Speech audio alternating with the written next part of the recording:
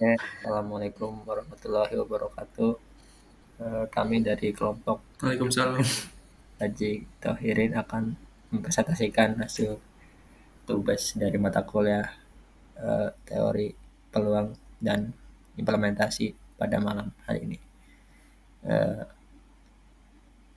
Laporan kami berjudul Analisis Distribusi Normal Tabungan Bulan sebagai Indikator Risiko Gagal Bayar Pinjaman. Next. Di sini kami akan memperkenalkan anggota dari kelompok kami.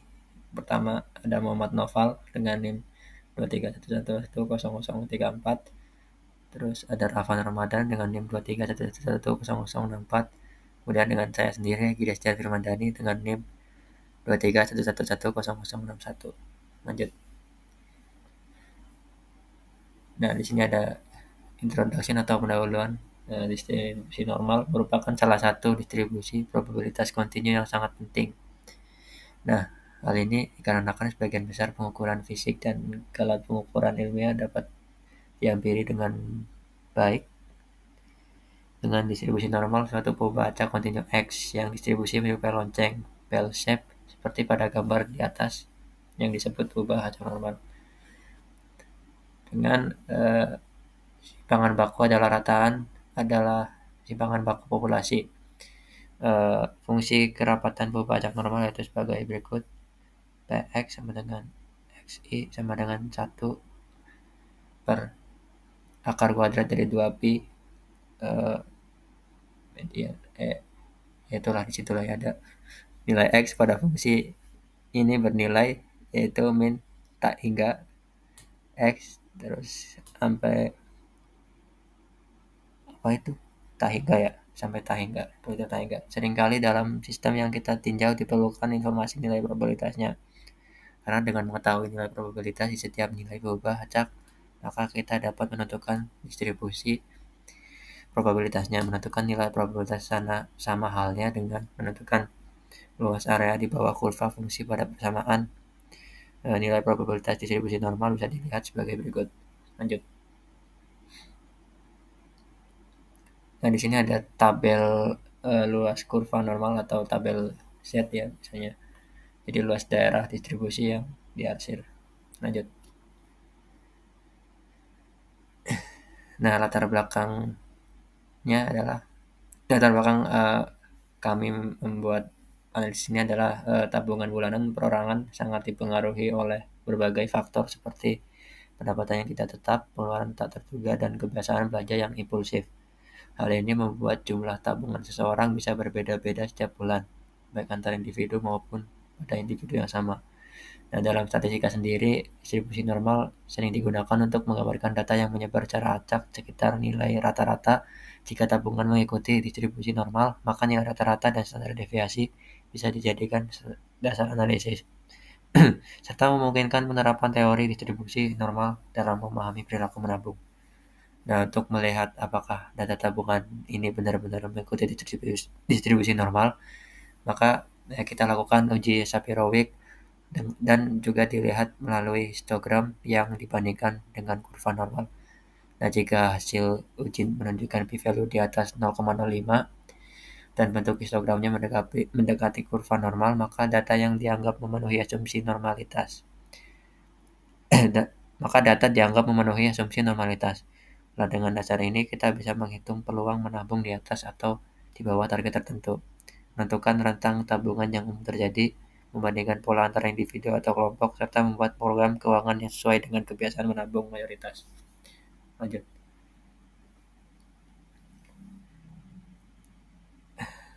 Ya, di sini ada rumusan masalah atas analisis yang kami buat. Yang pertama ada apakah data tabungan bulanan per orang memiliki pola tersebaran yang mendekati distribusi normal secara visual dan statistik. Yang kedua ada bagaimana hasil uji normalitasnya seperti uji Shapiro-Wilk terhadap data tabungan bulanan perorangan. Yang ketiga ada apakah histogram tabungan bulanan menunjukkan keselarasan dengan kurva distribusi normal teoritis. Yang keempat sejauh mana variabilitas tabungan bulanan tercermin dalam parameter distribusi normal seperti mean dan standar deviasi. Terus ada tujuannya. Yang pertama ada menentukan apakah distribusi tabungan bulanan perorangan memenuhi asumsi normalitas secara statistik. Yang kedua ada mengevaluasi kecocokan pola sebaran data tabungan dengan kurva normal teoritis. Yang ketiga ada mendekati adanya skewness atau kecondongan kemencengan atau kurtosis, ada keruncingan yang menyebabkan ketidaknormalan data. Nah, manfaatnya yang pertama ada memberikan bukti empiris tentang validitas penggunaan distribusi normal. Yang kedua menjadi acuan bagi penelitian lanjutan seperti pemodelan statistik atau prediksi keuangan yang memerlukan asumsi normalitas terverifikasi. Yang ketiga mengungkap pola tabungan yang menyimpang seperti distribusi skewed positif atau negatif.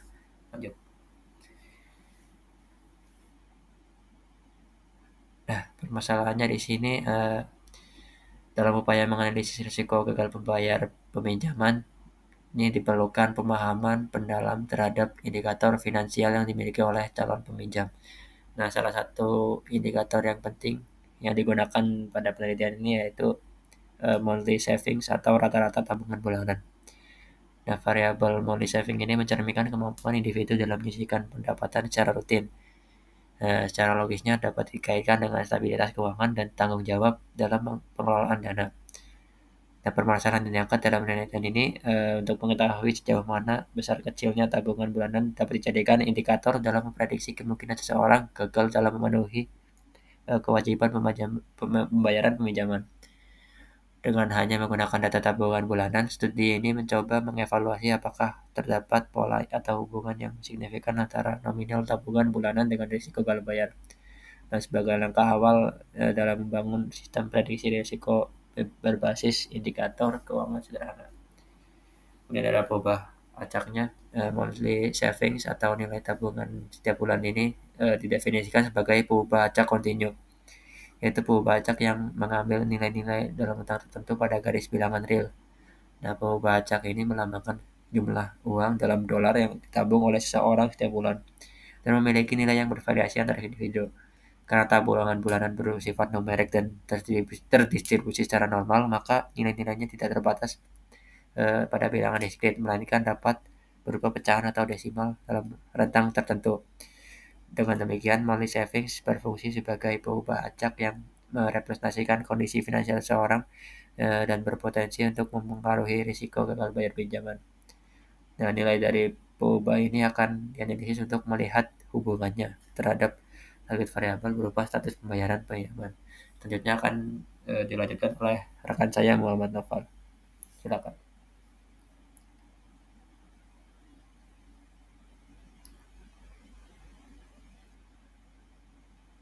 Lanjut.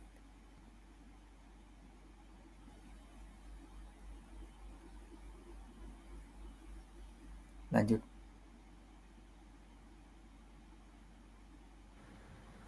Selanjutnya ada parameter. Parameter adalah nilai yang mewakili karakteristik dari seluruh populasi. Jadi bukan hanya dari sampel data. Pada tabel yang kita pilih yaitu monthly savings atau tabungan bulanan, parameter sendiri merujuk pada ukuran tetap yang menggambarkan kondisi umum populasi, seperti rata-rata jumlah tabungan bulanan dan tingkat variasi atau seberapa menyebar nilai tabungan itu di antara semua orang. Untuk selanjutnya ada hasil dan pembahasan. Di sini dapat dilihat pada tabel 1, yaitu tabel gambaran dataset resiko gagal bayar pinjaman. Yang kita ambil adalah pada tabel monthly savings saja. Next. Soalnya untuk mencari nilai deskriptif itu nilai dari data yang digunakan adalah X sendiri itu ada 2474,33, 1892,2, 1382,25, 2525,95, 2135,63, 1961,0, 2601,74, 3231,45, 2365,36, 2049,50. Sini yang pertama kita akan mencari nilai MEAN. Nilai MEAN sendiri itu dapat dihasilkan dari jumlah dari XI dibagi dengan banyaknya jumlah data yang akan digunakan. Di sini untuk MEAN-nya mendapatkan hasil 2261,941. Selanjutnya, mencari median. Untuk mencari median, kita bisa urutkan data dari yang terkecil ke yang terbesar. Data yang terkecil sendiri di sini ada 1382,25 dan data yang terbesar sendiri itu ada 32, 31,45. Nah, karena jumlah data genap N sama dengan 10, maka nilai mediannya adalah rata-rata dari data ke-5 dan ke-6. Jadi diambil di tengah-tengahnya itu sendiri. Mediannya itu didapat dari 2135,63 ditambah 2365,36 dibagi dengan 2. Dan hasilnya adalah 2250,495. Next. Selanjutnya kita akan mencari simpangan baku. Yang rumusnya itu terdiri dari S sama dengan hasil kuadrat dari 1 dibagi N-1, jumlah dari N, I sama dengan 1, XI dikurang X bar pangkat 2. Pertama kita akan menghitung selisih setiap data dengan mean, yaitu dengan cara XI dikurang X bar. Didapat untuk hitung selisih yang pertama itu 212,39, yang kedua minus 369,74, ketiga minus 879,69, keempat 264,01, kelima minus 126,31, keenam minus 300,94, tujuh 339,80, 8 969,51, 9 103,42, dan 10 minus 212,44. Selanjutnya kita akan menguadratkan hasil dari nilai selisih yang telah kita hitung tadi.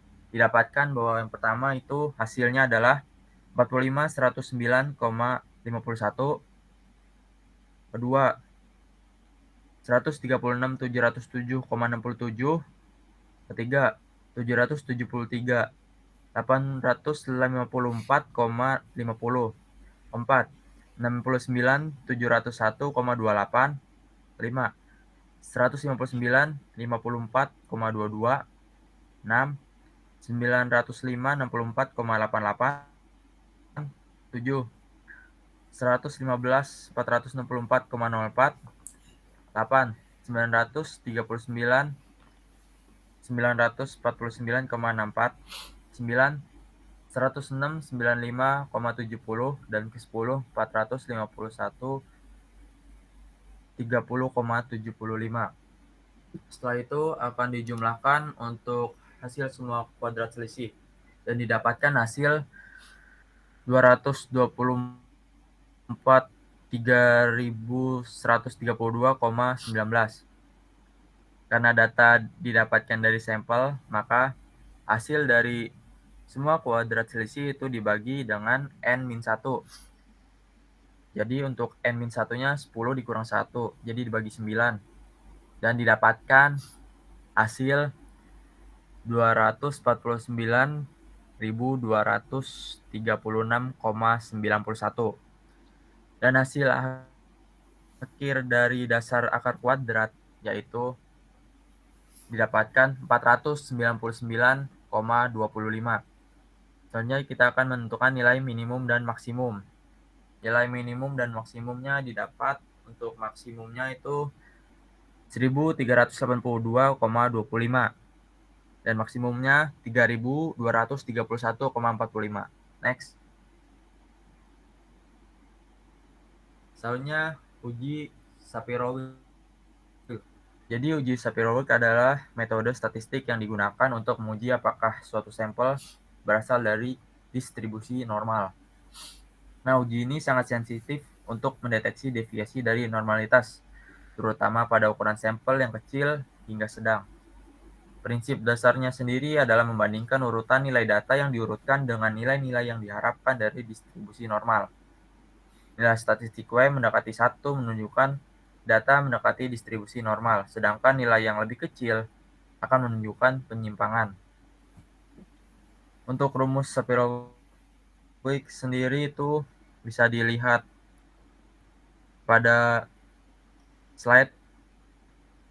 Untuk keterangannya itu I itu sebagai koefisien dari tabel Sapir-Whorf. XI itu data yang terurut dan X bar itu mean yang nilainya 2261,941 dengan hipotesis H0 sama dengan itu sebagai distribusi normal dan H1 sebagai distribusi tidak normal. Nilai koefisien dari tabel Sapir-Whorf itu bisa dilihat pada slide juga. Selanjutnya kita akan menghitung nilai statistik B atau pembilang. Yang rumusnya sendiri adalah jumlah dari N hingga 1 sama dengan I. AI dikali XN min I plus 1 dikurang XI. Untuk hasilnya sendiri didapat pembilangnya ada 5. Yang pertama itu 1849,2, yang kedua 709,54, 3 564,95, 4 424,83, dan kelima 229,73. Nah, dari situ sendiri kita kalikan dan didapatkan hasil dari B adalah 1476,9364. Selanjutnya kita hitung penyebut. Sini penyebut sama dengan jumlah dari N hingga I sama dengan 1, XI dikurang X bar pangkat 2. Didapatkan hasil 2.243.132,19. Next.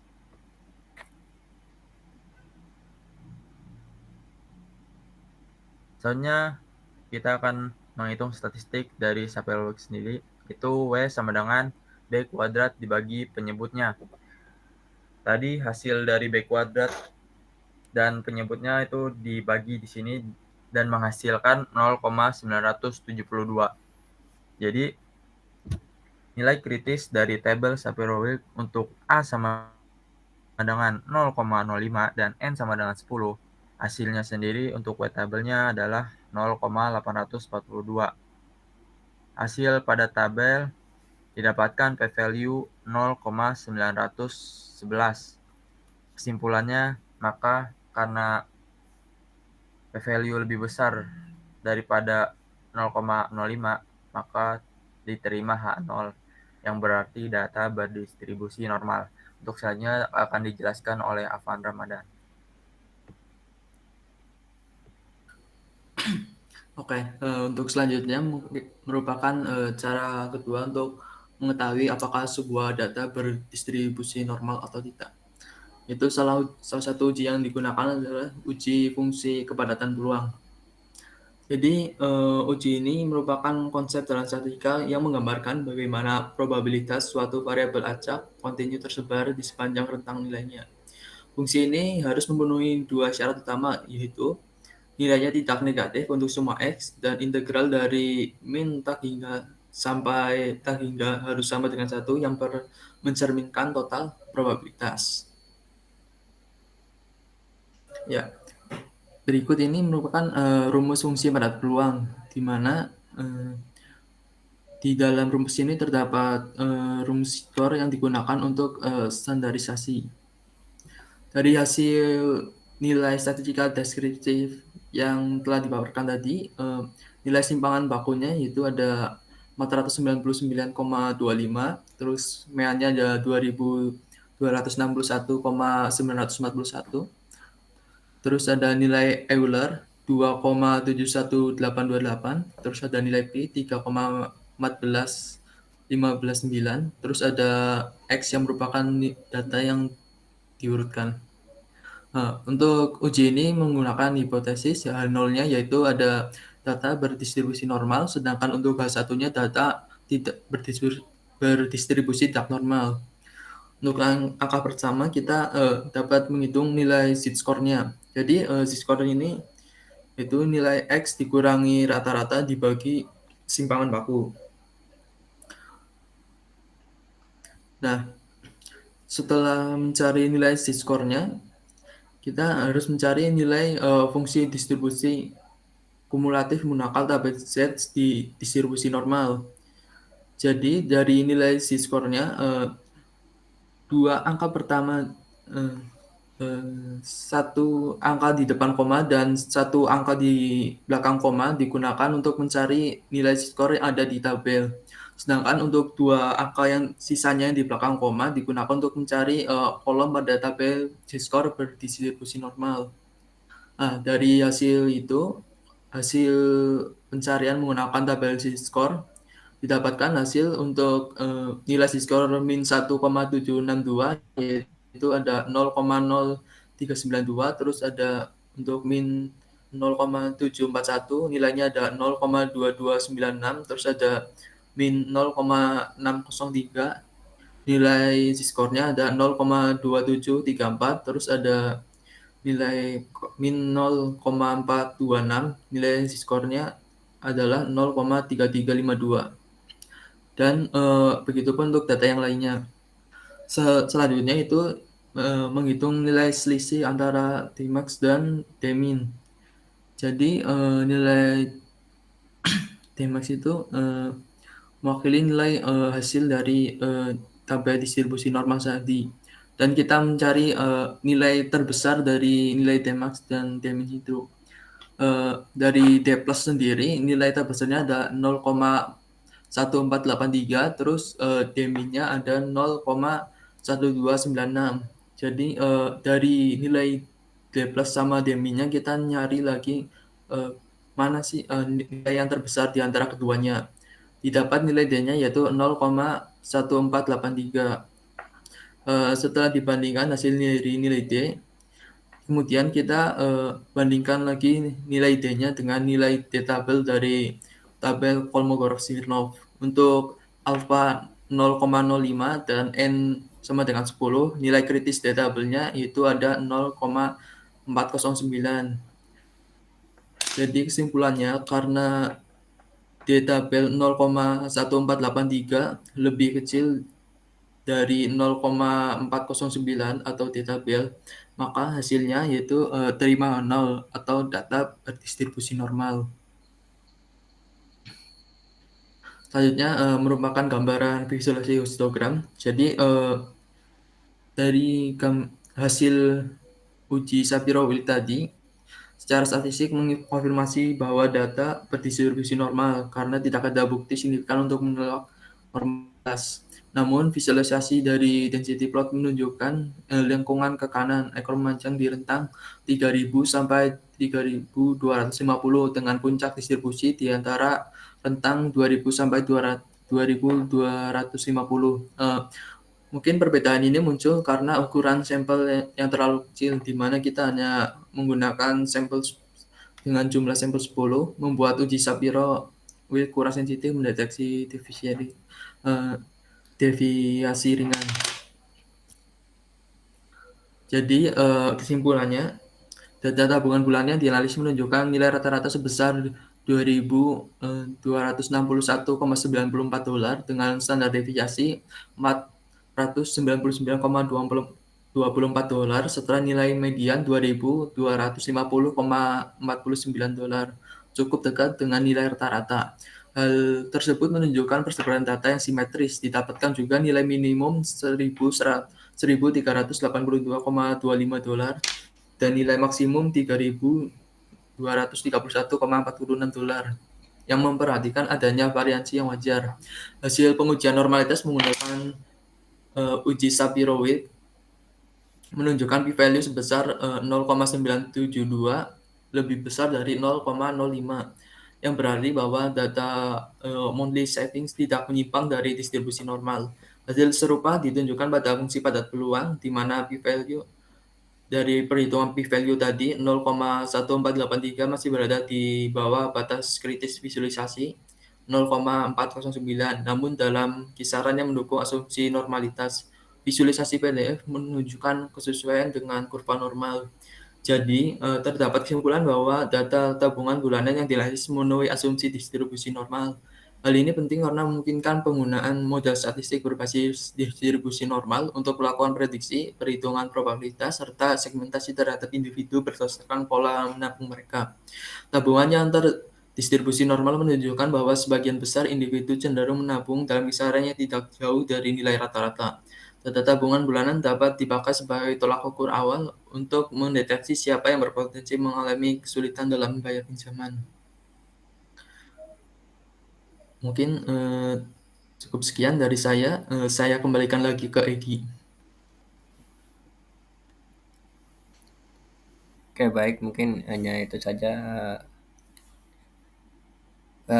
hasil yang dapat kami sampaikan. Kurang lebihnya kami mohon maaf. Selamat malam. Wassalamualaikum warahmatullahi wabarakatuh.